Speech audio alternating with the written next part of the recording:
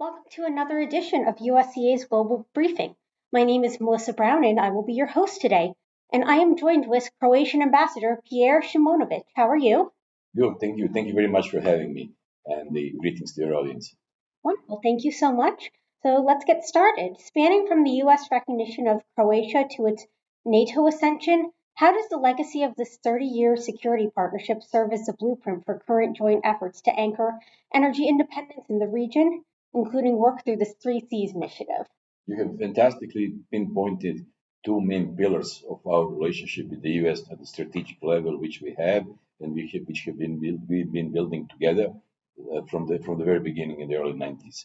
And that is security, that is defense cooperation, involving the close support we have been getting from the U.S. when it comes to our NATO accession, and also strong involvement in all the operations during the years of war on terror. And before that, joint efforts to stabilize the region of Southeast Europe, and now to face any today as allies with NATO, to face any threats we may be facing together. And that involves a very close cooperation we have been having with the U.S. military, with the Pentagon, but I would emphasize in the first place with our National Guard partnership organization, which is the Minnesota National Guard, which is a beautiful partnership, and it evolves. It has been evolving over decades, and it involved the joint forces sent to Afghanistan, for example, and which involves also the helping us out in terms of training, and also in terms of introducing the U.S. weapon systems into Croatian armed forces, such as the Bradley fighting vehicles, such as Black Hawk helicopters. So we have been acquiring, we will be acquiring a lot of pieces of U.S. military hardware, and also all aspects of military cooperation within NATO and bilaterally. The second topic is, which we will be having an opportunity to discuss in some depth during our conversation, but it is truly energy. Energy, we have become big when it comes to the LNG, thanks to the terminal we have established in the North Adriatic, which is one of the major entry points of US LNG into Europe. But it is not limited to the LNG. It is to involve our plan is also nuclear energy and other aspects, but we'll be talking about that. So, given Croatia's historic trajectory from the stabilization of the 90s to its full Eurozone and Schengen integration today, what is your embassy's core value proposition to American investors looking to leverage this stability for infrastructure projects? The core card we have at this moment is the fact that our economy is doing very well, excellent actually, better than ever in our economic history. We have the investment grade from all major rating agencies, the robust economic growth, among the best growths within the Eurozone. In the meantime, we have also been able to accede to the joint currency euro, and together with again Schengen free zone of travel and in Europe. And before that, obviously, we became member of the EU, which is also some kind of proof that our economy is a free market economy, globalized and predictable when it comes to doing business with, in terms of the legal aspects of investments. And we are basically negotiating final stages of our entry into the OECD, which is an organization of advanced economies. So all that points to the fact that we are stable and the promising environment for investment. And we have been having some major investments recently coming from the US. One of them is the big US company Jabil, which has established the production line in Osijek, northeast of the country, and which is functioning beautifully. And also we have a trend, and that is very important for what you do here, and it looks well in the eyes of the administration and of our American partners, and that is the fact that we have companies, advanced companies, particularly in the field of the robotics, in the field of the IT, investing into the US, into the offering their goods and services, but on top of that, opening the production line in the US. We have a case of, for example, one company, Gideon Brothers, doing some advanced robotics, artificial intelligence driven forklift systems for the warehouses. And they have major US companies as clients. And a year ago, they opened a facility in the Bolingbrook, Illinois, near Chicago, employing 100 people in that particular facility. So we have a trend of Croatian companies getting to the US market. And at the same time, we're trying also to promote the more traditional flow, which is the U.S. investments coming to Croatia. And but again, the volume of trade is the most important when it comes to the energy, and that's the us being one of the major entry points for the U.S. LNG into Europe. Yes, and as Croatia moves through its legacy and post independence transition towards finalizing a modern U.S. double taxation avoidance treaty, how is the country utilizing its leadership to streamline regulatory frameworks and to help expand access to American firms? That is a great question indeed, and we have been aware that while we were doing our transition from the economy we used to have, let's say by while we were part of the different economic system, and then having the post-war transition and the recovery, uh, many of the issues which pertain to being fully harmonized with advanced economies, of course, US being one of them, has been done through our accession to NATO, where the economic rationale has been very present. My function back in the day, I was chief negotiator for Croatia's entry into NATO.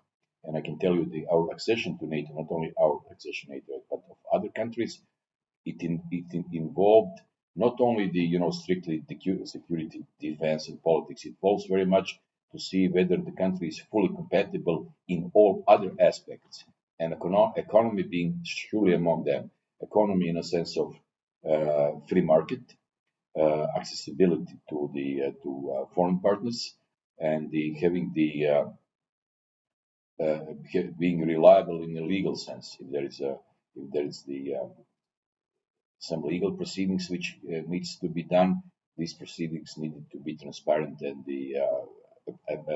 in line, fully harmonized with that of the most developed economies. And we have achieved that, and also that has been closely monitoring during our accession to the EU, which is also an organization of advanced economies. And now we are also in the final stages of getting to the OECD, and all that has been coupled with the rise of the private sector, not only public sector, but the government supporting the framework with which in the private enterprise should flourish, and this is very much the case, and this is very much visible in the of course in tourism. Tourism is the biggest industry we have, amounting for something like 20% or more of the GDP, and it's doing great. But also the manufacturing, some specialized manufacturing, for example, arms production, small arms, with the U.S. being the main market for that. Aegis product company of Croatia. This is the Springfield Armor in the U.S. And also the some advanced car manufacturing. We have the Rimac company producing the fastest among the fastest manufactured cars on the market, also batteries. So we have and IT solutions. Many of the Croatian advanced companies offer the software solutions which are meant for the service the many of the stuff we use globally. So that has created very healthy dynamics in terms of the overall growth we have, and it's very sustainable. And then the inflation kept low as much as it could be done, given the pressures, particularly from the energy market these days. But since there is obviously an agreement being reached, we expect that the things will be getting better economically, also when it comes to the promoting that growth and keeping the inflation low.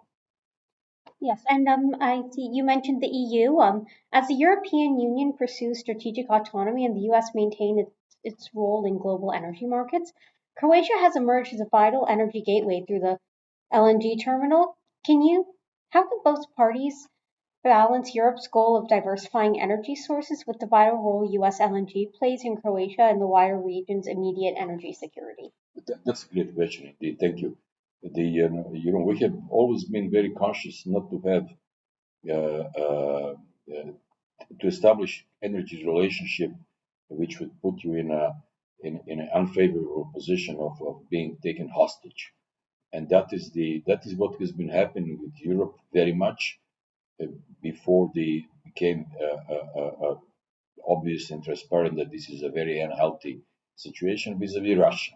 So the many European countries ended up being Russia's captive market when it comes to gas in the first place, but also oil. We have not been in that situation. The imports coming from Russia before the Russia invaded Ukraine and the whole thing, and then ended up being exposed to the stringent international sanctions.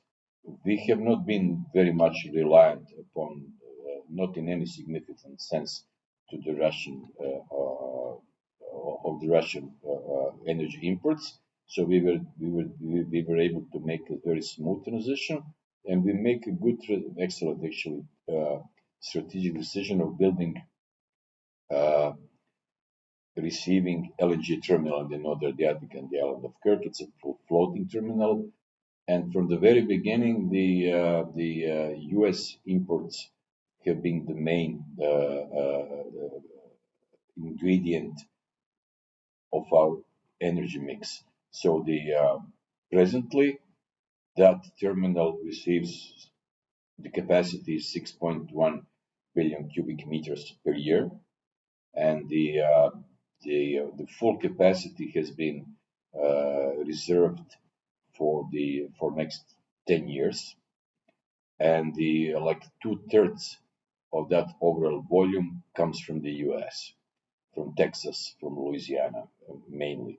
So we have been, and that is unlike the eventual relationship some countries were having before.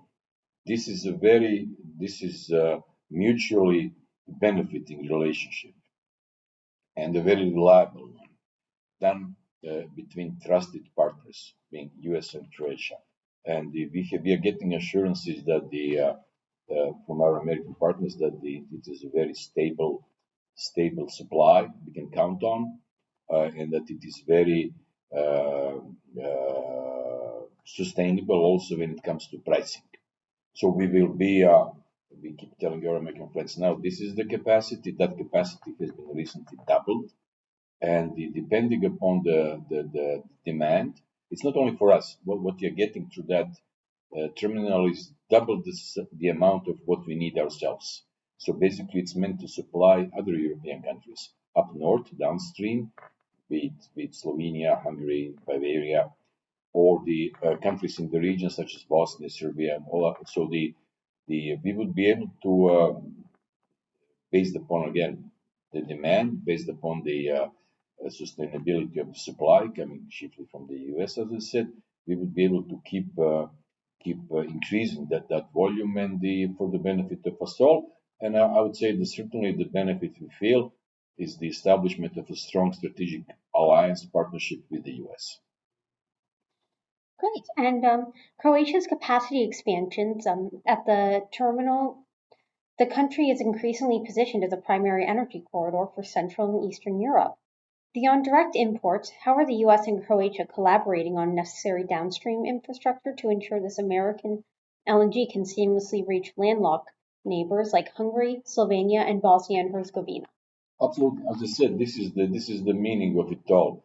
And we have been recently making necessary investments in making sure that the downstream infrastructure is ready to accept not only this increased volume, which we have increased just now, but also to be able to increase any future volumes. And the fundamental aspects of the infrastructure is also hydrogen ready. So it goes back straight north, and it goes towards northeast as well.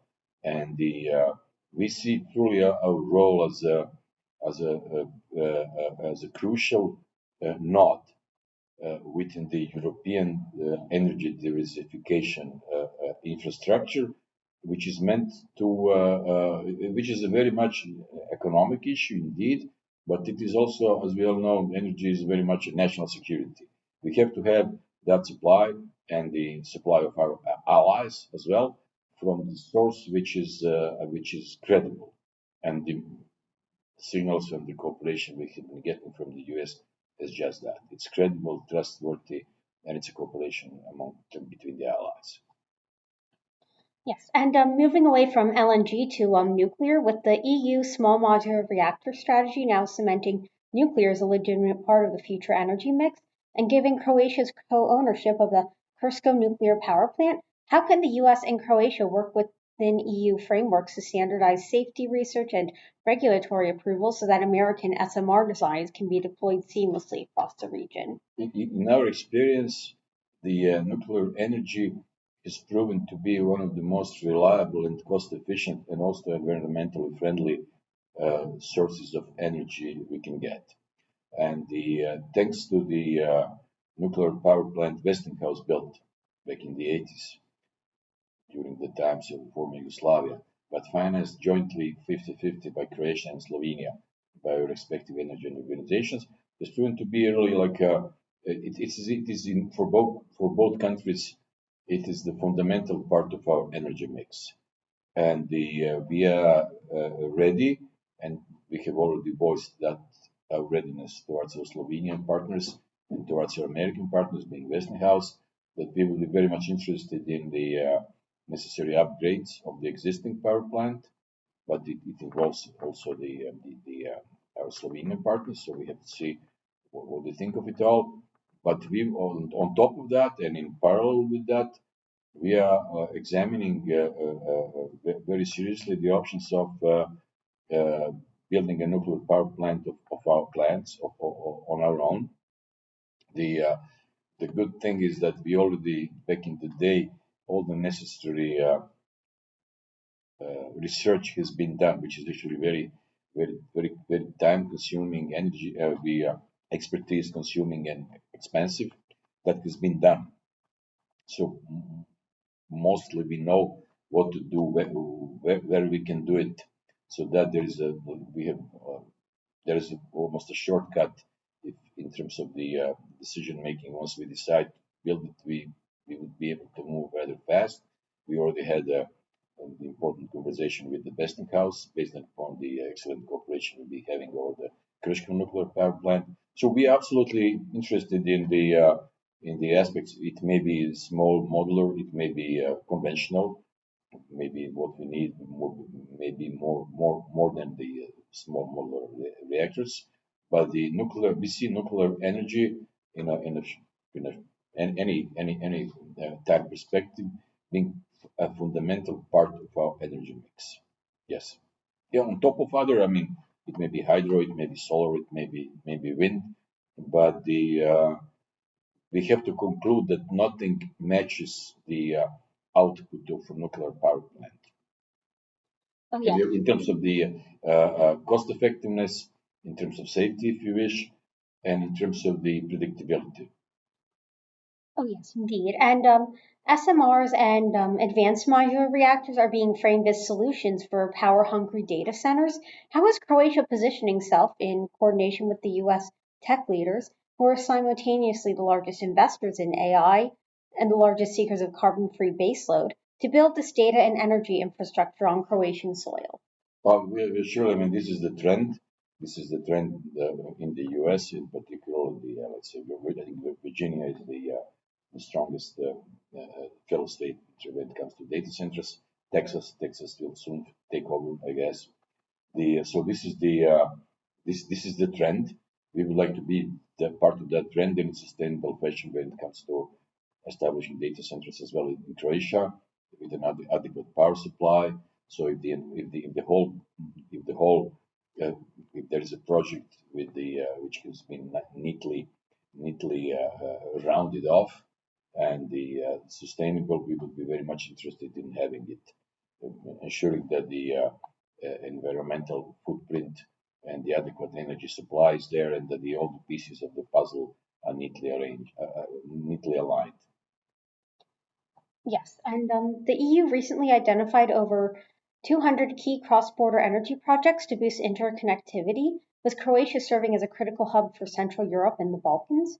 For U.S. firms specializing in high voltage direct current and smart grid technology, which of Croatia's priority transmission and interconnectivity projects offer the most immediate opportunities for partnership? Yes, absolutely. I mean, we see a necessity of reconstructing and rejuvenating our energy grid, and also in we have been talking about the supply lines when it comes to gas, LNG, and hydrogen. That is certainly one aspect of it all. The second one is conventional electricity grid, and specifically in conjunction with an increased demand if it comes to the data centers. So we need to align two things: the demand and supply, and the transit, and in that regard we would be very much interested in looking into how that can be done in a cost efficient sense. Yes, and the Clean Hydrogen Partnerships call for proposals specifically targets hydrogen valleys, a concept Croatia has actively pioneered alongside neighboring regions through the North Adriatic Hydrogen Valley initiative. How are these regional hubs being designed to integrate with US based technology providers, particularly in heavy duty transport and industrial decarbonization? As I said, we see the U.S. in many aspects of our security policy, of our strategy, and the economic endeavors as being the main partner. So we look very much forward to examining all possible venues of cooperation, avenues of cooperation when it comes to the addressing the issue of any advanced uh, transportation of energy, be it again said LNG, be it hydrogen, be it nuclear, and being the all the necessary steps to improve the capability of the grid we have.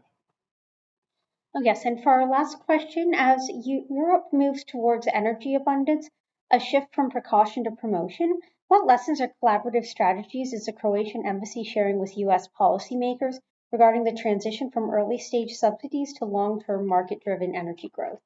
I would say that surely there are some lessons learned, and the first one, and that pertains to many issues. But let's talk about the energy in the first place. And some of the lessons learned we have learned the hard way during the pandemic, and that is that no country is self-sustainable of self self-reliant. Self-reliant, yes, up to a meaningful level. But the when we are talking about the supply chains, there needs to be an international supply chain, and the best way to forge and to develop adequate, safe, and credible supply chains pertaining to everything is to do it among a group of trusted friends and allies.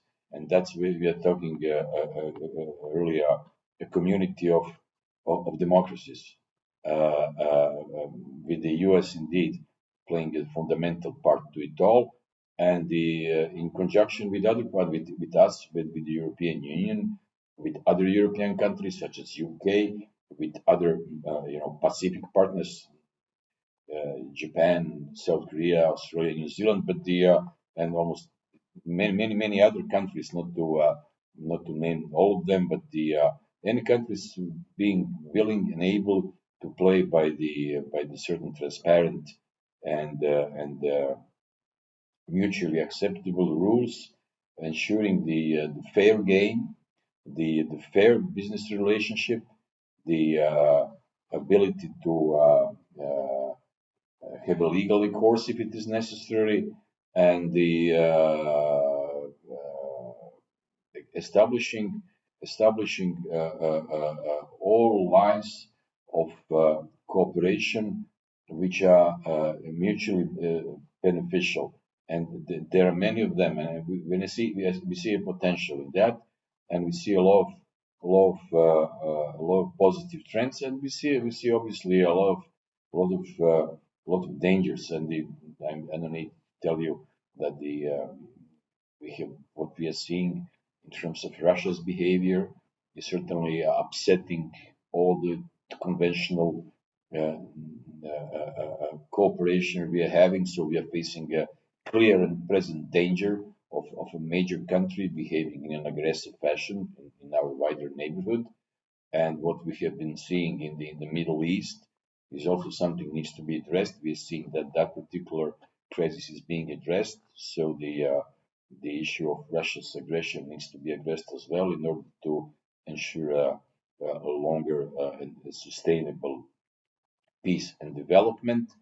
And we see when it comes to, particularly when it comes to energy, we see a very constructive relationship we may have with our American partners in a strategic sense, and basically coupling the what we have in the field of defense, in the field of military cooperation, with what we have in the energy in terms of creating, I would say, a healthy interdependence, a healthy, mutually beneficial relationship, transatlantic and or trans-Pacific or wherever our partners are. Great. Well, thank you so much, Ambassador Šimunović, for taking the time to speak with us on USEA's Global Briefing, and a special thank you to the Embassy of Croatia and your team for helping to make this possible. And thank you to our listeners for joining us today. If you want to catch more USEA Global Briefing episodes, you can find them on all major streaming services. And if you want to learn more about USEA, you can go to our website at usea.org. Thank you.